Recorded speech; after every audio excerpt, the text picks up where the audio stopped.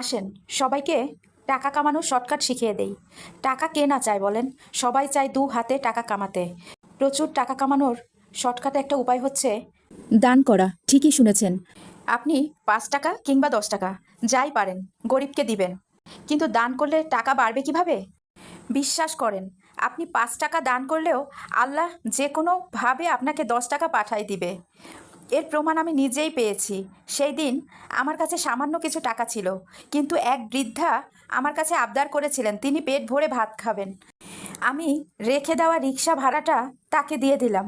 অনেক কষ্টে পায়ে হেঁটে বাসায় ফিরে এলাম। বাসায় এসে ঘর ঘুচাতে ঘুচাতে পুরনো ব্যাগের ভেতরে ৫০০ টাকার একটা নোট পেয়ে গেলাম। গল্প মনে হলেও সত্যি। আবার গতকালকেও আমি জাস্ট ২০ টাকা একজনকে দিয়েছিলাম। রাতের মধ্যেই এমন একজন আত্মীয় আমাকে টাকা পাঠিয়েছে যেটা আমি জীবনেও কল্পনা করিনি। আমি জানতাম না, তাই আমি এই কথাটা সবসময় বিশ্বাস করি যে দান খয়রাত করলে প্রাকৃতিকভাবেই সেই টাকার দ্বিগুণ ফিরে আসে। যখন কেউ অভাবগ্রস্ত থাকে তখন তার করা দান আল্লাহ সুবহানাহু ওয়া তাআলার বেশি প্রিয় হয়ে যায়। ঠিক যেমন অসুস্থ অবস্থায় নামাজ পড়লে আল্লাহ পছন্দ করবেন, তাই সবসময় চেষ্টা করবেন নিজের সাধ্যমতো দান করতে।